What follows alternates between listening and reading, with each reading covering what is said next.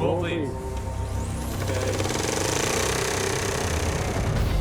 I first was approached about this movie by two of the producers, Whit Godfrey and Isaac Klausner. They just asked me if I was interested in Neil Armstrong, and I wasn't really sure, to be honest, at first, if it was a subject matter I wanted to dive into. 3, 2, 1, maneuver. A few weeks later, I opened up the book, Jim Henson's biography of Neil, and it just struck me in a way that for some reason hadn't struck me before, just how insane this whole operation really was when you actually look at it at face value.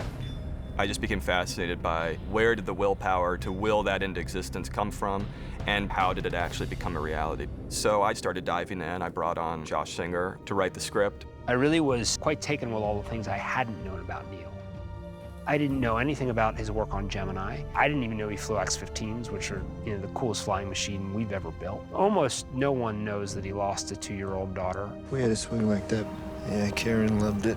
That's your daughter. I talked to Ryan before we even started shooting La La Land. I asked him if he'd be interested in playing Neil in this film. We talked about really trying to replicate the reality of it. He kind of came at it from his own angle, which was less about the mission and more about the man.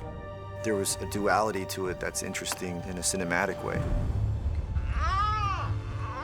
The Armstrongs experience a tragedy that's unfathomable. Neil's sort of left looking for answers that he can't really find on Earth.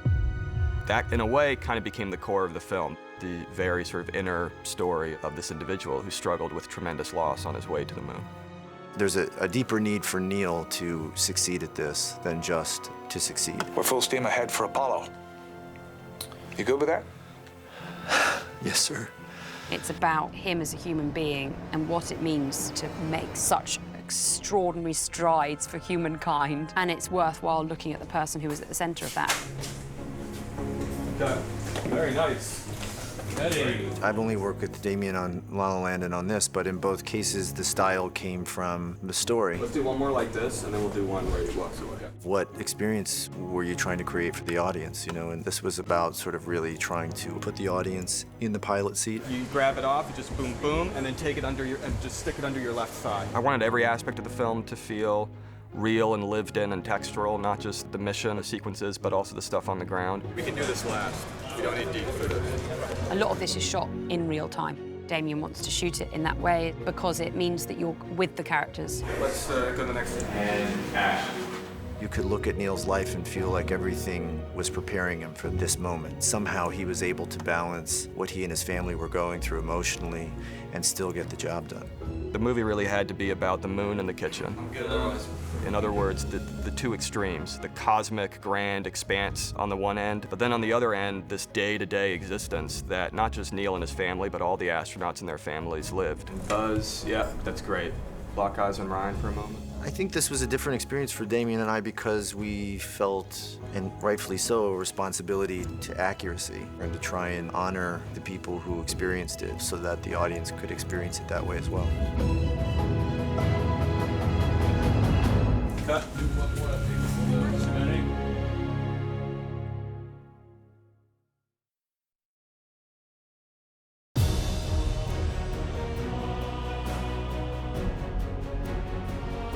Going to NASA for the first time. It's just an amazing thing to kind of experience firsthand, to see the hallways and rooms where these people worked. Some of the consoles are still there. I mean, to see some of the spacecraft and to see some of the vestiges of what the place was like in the 60s. I really wanted to make sure, or everyone playing an astronaut in the movie got to see that. There's something about getting to spend time with people who are actively exploring the universe and trying to find the origins of life. It was really inspiring. Hopefully NASA won't get us to Moon, Mars, and whatever from that launch pad. The idea that I would get to play an astronaut and I would get to go to NASA and have complete access to all of their training tools and all the crazy projects they're working on there, I would have told you you're crazy and that'll never happen. It really is like childhood dream stuff. Being able to go into Houston and Cape Canaveral, that's just like getting a backstage pass. You see those images your whole life, the launch pads and mission control, Houston, we have a problem, all that stuff. To actually be there and see it and experience it in the way that we got to experience it was awesome. You have to take this home, right? That's right. Everybody gets one. Everything in here is from the moon. This is the Apollo 11 cabinet. Those visits to NASA, we were able to see sort of some of what they were working on. Oh, that's incredible. Isn't that amazing? Yeah, it's so cool. Seeing the Apollo 11 capsule was really wonderful to help ground us in the reality of it. Just seeing a Saturn V rocket laying on its side, it gives you an idea of what these guys were climbing into and what they were doing. This is the one engine that would burn to get you on a trajectory to the moon. When I was first cast in this, the thing I was most excited about was actually going to space camp. You know, since I was a kid, I wanted to do that. It allows the crew members to work together in an environment that's not natural for them. We did these tests, all these things that the astronauts do themselves, where they were all training. I mean, it's amazing. You're gonna go full forward to max. Do I use the trim for this, or I Yeah, you can use the trim. We did a bunch of time on the pogo training apparatus. Pogo is the one where you're standing upright and you're in the harness, and it basically simulates what it feels like to walk on the moon. All right, so you are on the moon now. It's a good time to show off with the one-handed push-ups.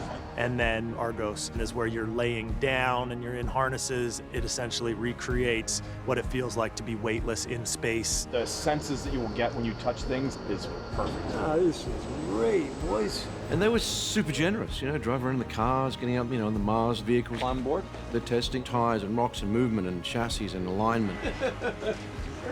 A rover like this will be suitable for Moon or Mars. So what would it take to roll this? We got it rated to about 52 degrees. It was awesome.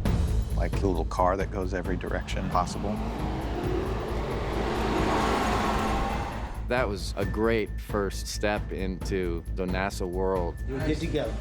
Wow. It sets a sense of awe, but it also makes it real. It's not like some fantastical, imaginary place. It's actually very practical and hands-on. I found that environment to be really informative. There was a seriousness about what they were doing, but there was so much joy that they got to do this dream job, all of them. It's very cool. I got my Halloween costume. It was pretty incredible. 3 days of the research, you don't get a chance to have that very often. It was important for us as far as camaraderie.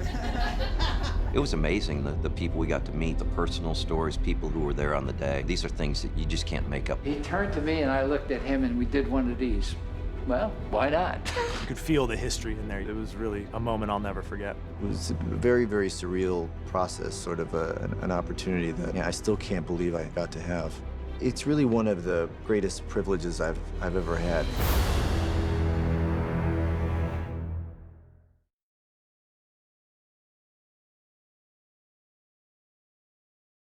Okay, 140,000 feet. On your way down. The ideas for style were coming from trying to replicate the reality of it.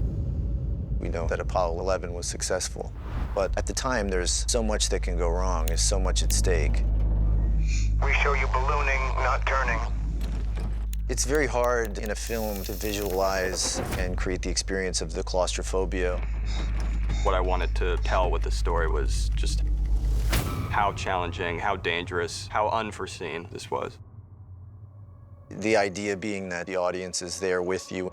You experience every creak and sound. You try and understand how vulnerable they were. They were flying blind to a certain degree.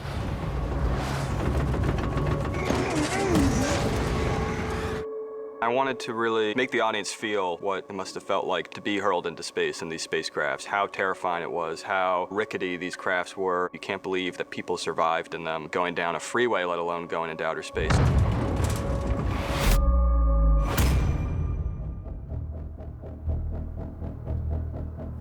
you go to turn it off, and we're gonna begin the big roll. 5, 4, 3, 2, 1, LED roll. My team and I started to try to figure out how we're going to make it feel immediate and real, not like a period piece. Very tactile, brutal, visceral, experiential, and kinetic.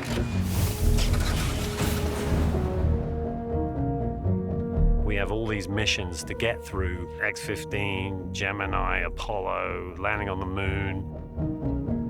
It was very much about trying to see what they see, hear what they hear, feel what they feel.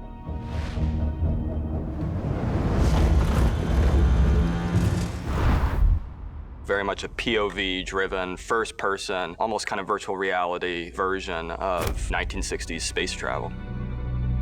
Well, how are we going to do that? Because I'm the designer. Like, what's the plan?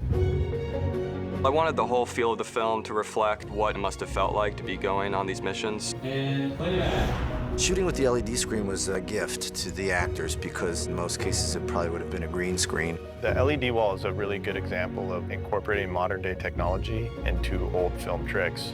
You can actually get the image on film through the capsule, but you can also use them to light the set correctly with the correct image of the Earth and the orbit.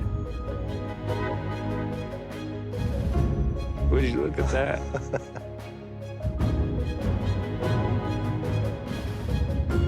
We designed a system that synchronizes the video of the LED wall to our motion base. It allows us to take the video playback. We import it into our computers that run our motion control system for the platform. And we're able to tie in the video with the base. 5, 4, 3, 2, 1. Ignition. And liftoff. Pitch program. Roger, pitch program.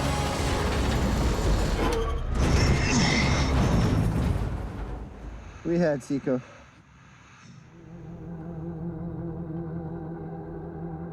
There was a clarity to the light, the color.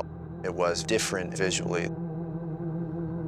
We can move the motion base around at any orientation that we want. Accelerate.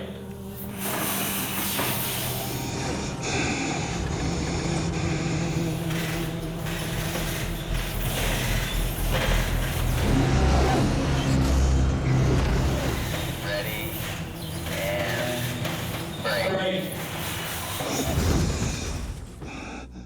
And it suddenly becomes this sort of experiential thing that we can capture for the actor as well.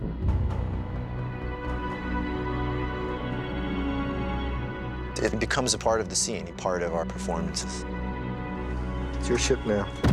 If a camera's in the spaceship looking out the window at the Earth, and we need to see the actors, the Earth will always track in the window throughout the LED wall as the motion base moves around. That's something that's never been done before. You see the Earth behind you and you see the moon ahead of you, and it's like this incredible experience. Neil, we're in a bank. When you sit inside that spacecraft, they start spinning the LED wall, we start shaking the motion base around. You start getting it all in camera, ultimately with a gimbal moving with the image, and JD programmed the gimbal so they would move in sync. This gimbal that we're on would really violently shake and move. Things would spin and the Earth would go by. While physically it's kind of demanding, it makes it feel that much more real. You get dizzy when you just walk next to that thing.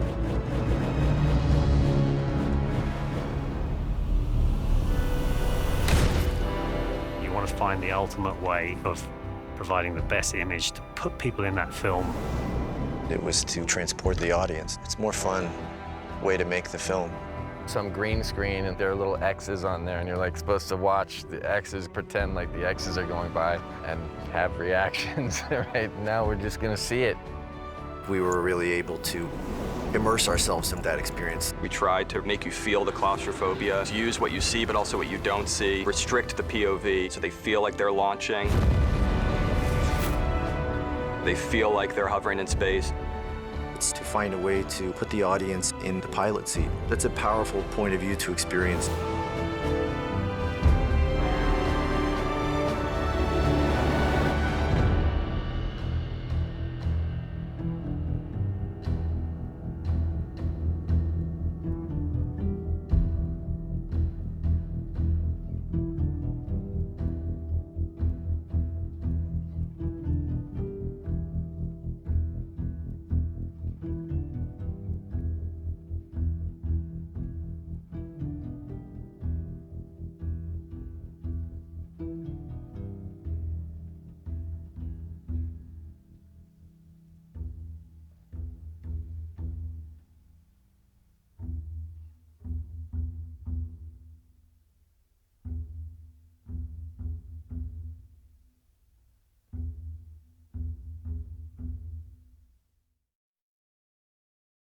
All right, here we go.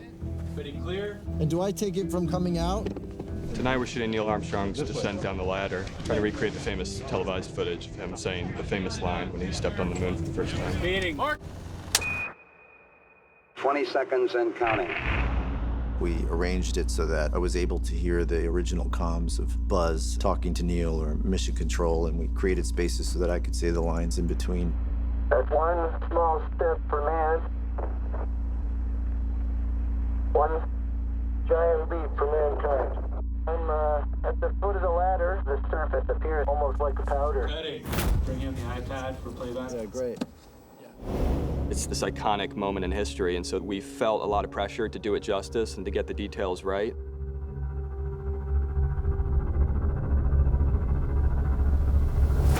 Keep an eye on your fuel. Continuous burn time is limited to 910. Very surreal to be walking down the ladder, hearing those voices, saying those lines in this suit. Okay, I just checked. Coming back up to that first step, Buzz, it's adequate to get back up. Breathing the oxygen that the suit's providing. It's very hard to explain. Apollo 11, Houston, we are go for undocking, over. You saw firsthand how amazing it is that they pulled this off with the technology that they had. The one real hiccup in the lunar descent were these computer alerts, these 1201 and 1202 computer alerts. Program alarm. What's a 1202 alarm? The computers they had there obviously much less powerful than in your microwave, but that was how they got to the moon and back. Altitude lights on. We don't have radar data. They had left a switch on, a radar switch on, and it just overwhelmed the computer. They were descending from lunar orbit down to the surface, and... Roger, we go on that alarm.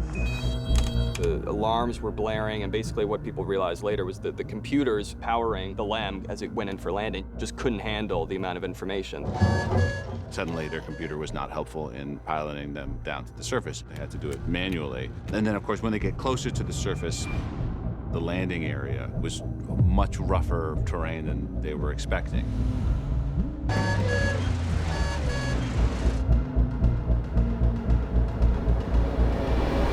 Houston, Tranquility Base here. The Eagle has landed.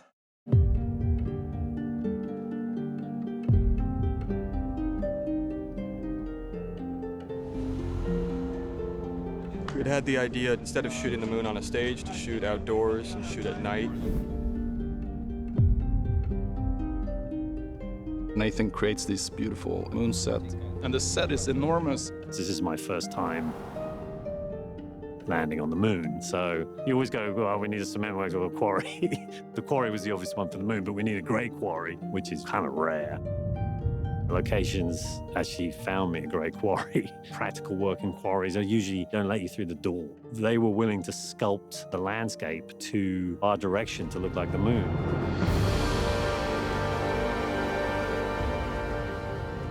Locations like that, part of the joy of getting to tell this story. There was a lot of pressure to get that right. And we're just trying to be as authentic as possible, but also trying to put a stamp on it that's unique to the movie. We were shooting with lights that Linus, our cinematographer, had created to try and simulate sunlight. We were shooting with IMAX cameras. We went through movies and photography from NASA, and the lenses we're using are actually the same lenses that they used on the moon when they took the still photos. We're using the same film stock to shoot the moon. I was talking with astronauts who had walked on the moon, and they told me it was the most clear-eyed they had ever been in their lives. As though they'd just gotten a shot of adrenaline. It was like an awakened dream. They could hear everything better, they could see everything better, everything was crystal clear, and yet their heart was going a million miles a minute. We don't want to use CG, and the lunar lander couldn't have stood by itself. It was built for moon's gravity. The lunar module is incredibly flimsy piece of machinery. It's designed to be as light as possible. But you sit with construction, you sit with my teams, and we figure out how to make it structurally sound and safe that someone can get into it and climb the ladder. There's so many logistical items, just even building something that size, trunking it, getting it into the quarry, standing it, making it wind resistant.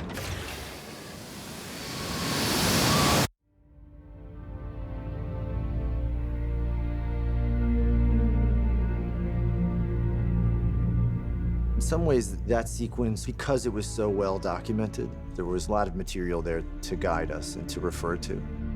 The natural challenges we've had is that it suddenly started to snow, and it's been very, very cold.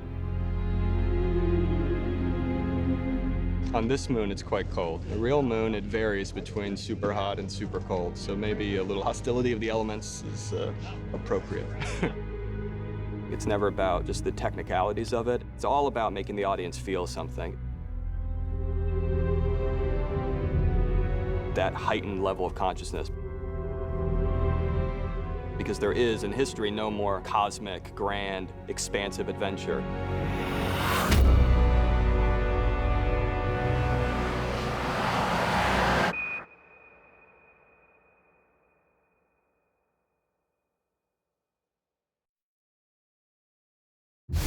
$1,000 feet, switching to lunar mode. Well, luckily for us, Neil almost killed himself a couple times. And this is one of them. Control is degrading. There was a lot of teamwork involved in getting those sequences.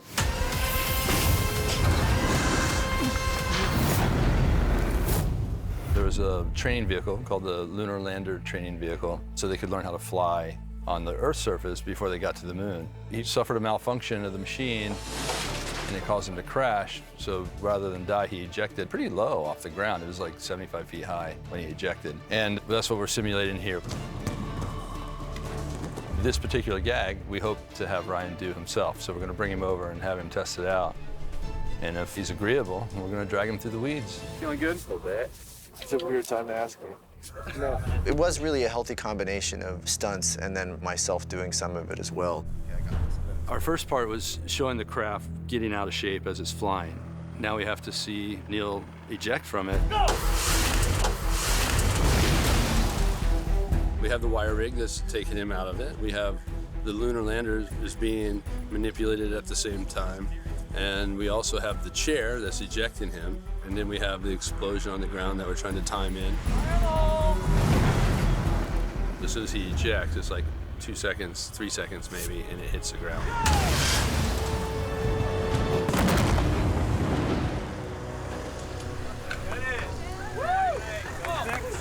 Then we go to the landing in the grass with Ryan himself. There's not a lot of training you can do for being dragged across a field, other than just to be dragged across a field.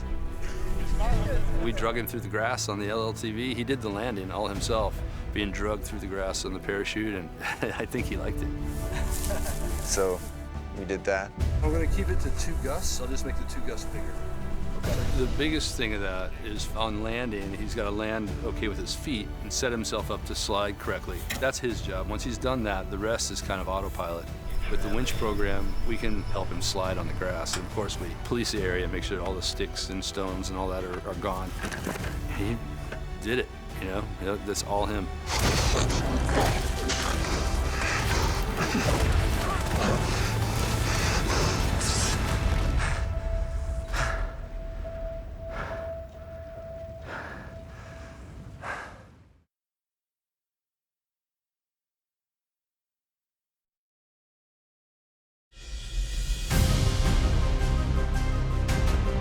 We were very lucky to have a lot of help from NASA and the Air Force. Shooting in both of those locations, it was incredible to have that access. It was right at the end of the film, so it was interesting having shot the whole film on stages and in places where the film didn't take place, to finally be in these historic locations. This is not a science fiction story at all. This is very much history. Being able to shoot in the actual locations, I mean, there's something to that. It's a more fun way to make the film with the people who were really there, to hear their stories, to have them be involved actively in the shaping of it as well as they were in the shaping of history. Whenever there's a choice between doing it real and fudging it, the choice has always been made to do it real, and that's pretty impressive. Cape Canaveral, I mean, that was kind of amazing to shoot there. We were there with our Apollo 11 actors, with Corey, Stoll playing Buzz Aldrin, Lukas Haas playing Mike Collins, and Ryan playing Neil, obviously. Teamwork. When you've got everybody working together behind the camera, in front of the camera, actually occupying that same space in that same world, it's really helpful. And there's a lot of really intangible things that happen that bring the audience into that world. I feel really blessed to have gotten to see this stuff. I mean, I feel like it's almost changed my life in some ways. To be in those places where the experience had happened with people who had experienced it was pretty amazing. We were able to use the actual van that they drove the astronauts to the launching pad that fateful morning. You see in those old moving pictures of those guys waving and going down, headed towards the rocket. Like I'm the real astronaut. It's so spot on from what the actual experience must have been like. We were able to use the actual building and doorways and everything that have all been kind of kept exactly as is for that scene as well. And then, of course, the actual crawler that they used to transport the Saturn V. Jesus, that's a big mother. The VAB building. You feel lucky enough to just see them, let alone to be able to shoot them. Every time you look at the monitor, it's exciting because it's the actual thing. I feel like I was there, you know? Then when we were out at Edwards Air Force Base. And Joe Engel, who was the last living pilot to fly the X-15, was on set for the days that we were shooting those sequences. So real. Yeah, you're liking it? That's the plane that we see Neil flying in the beginning of the movie, and that plane, that's a whole movie unto itself. That was a plane that looks like it shouldn't fly at all, was dropped from a B-52, powered a rocket up to space, and then flew completely power-free for the rest of its mission. It's just an insane aircraft. To have Joe there and Ryan and all of us shooting again on the actual landing strip where it landed, it was another great moment. That was really cool. It just was a much more fulfilling experience for us, and I hope that that's translated to the audience as well.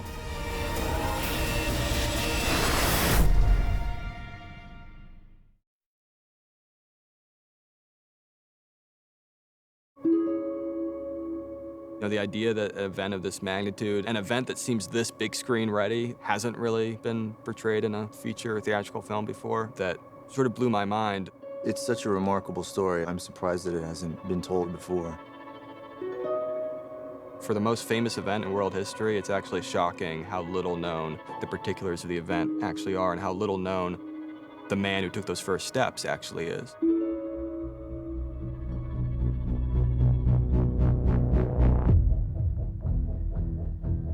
Set.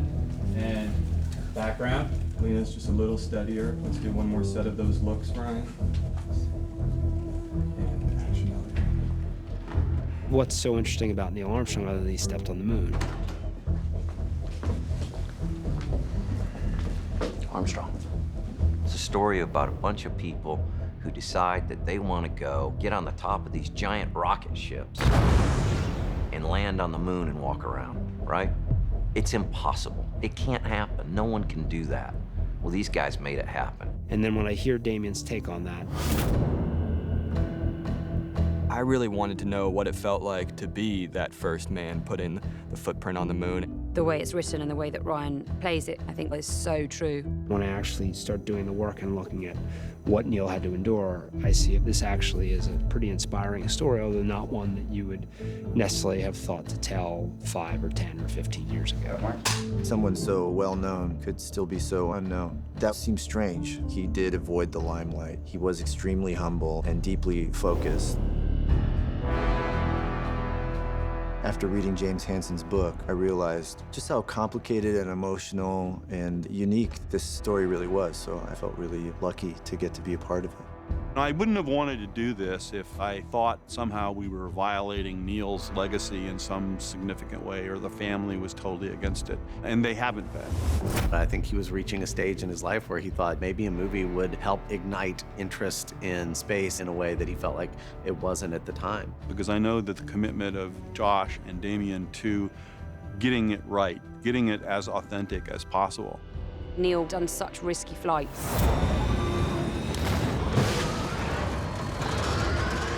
It sort of required Damien's initial instinct of this is where the story is. The story is sacrifice. The story is grief and loss. The story is the sweat and tears and blood. It needs to be shut down. It's the best simulation we have.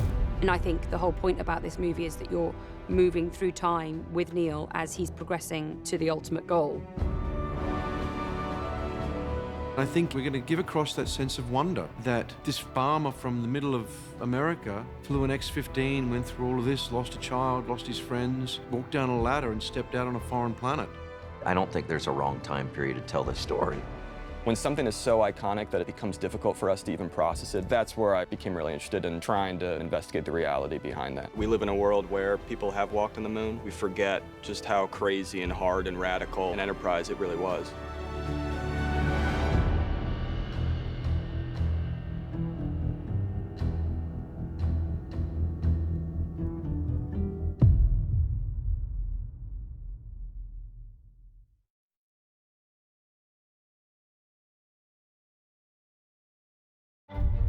The day began for the astronauts.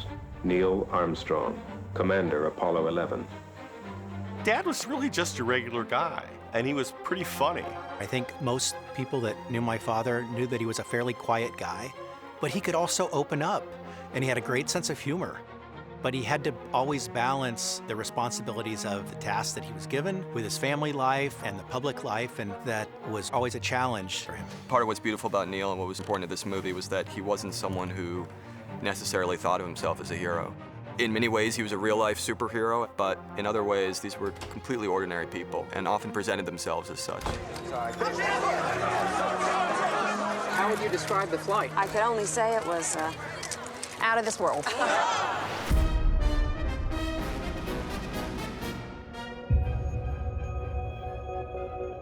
You know, it's widely known that Neil was this great American hero, but it's not so widely known that he didn't consider himself a hero at all.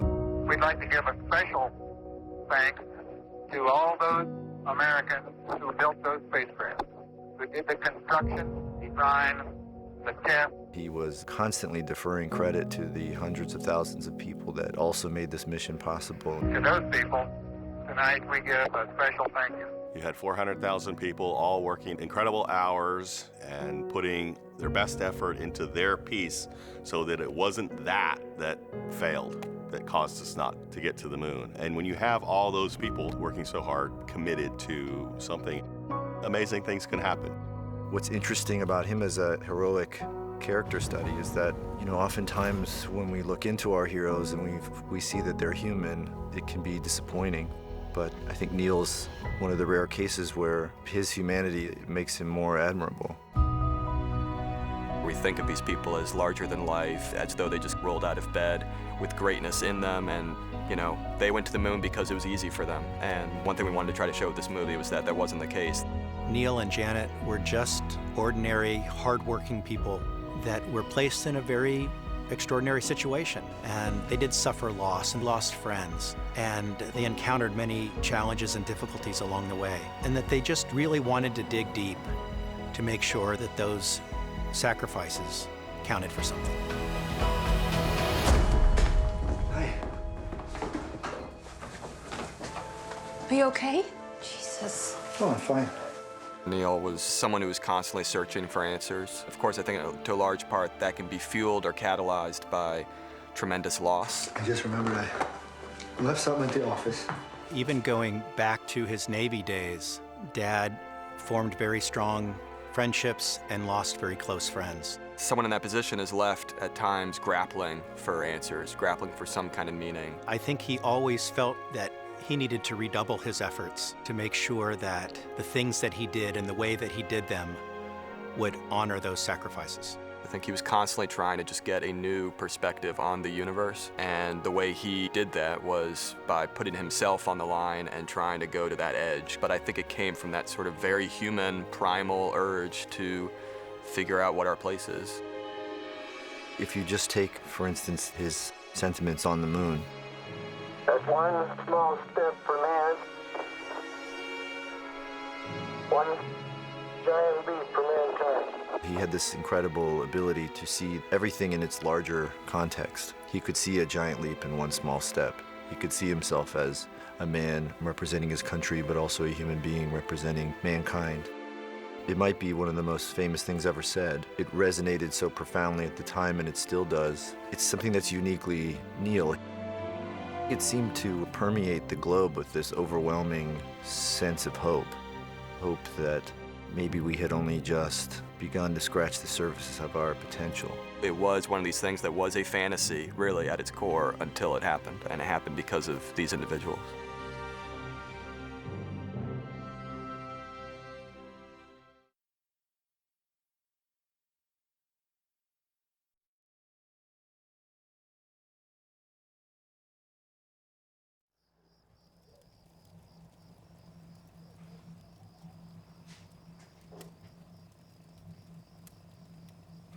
Neil? Neil? Do you smell that?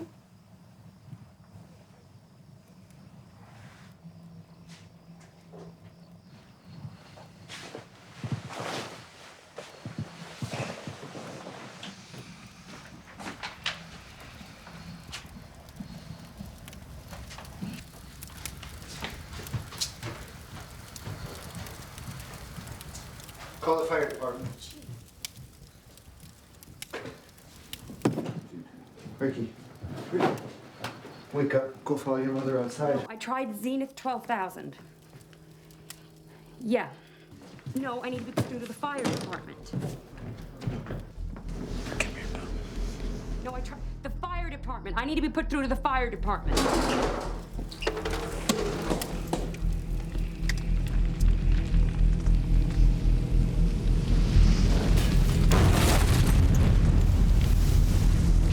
It's okay. Where's Ricky? Ricky! Thank God. Ricky!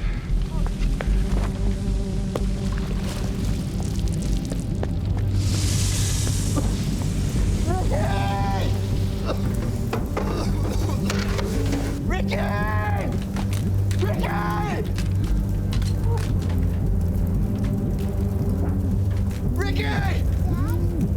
Ricky!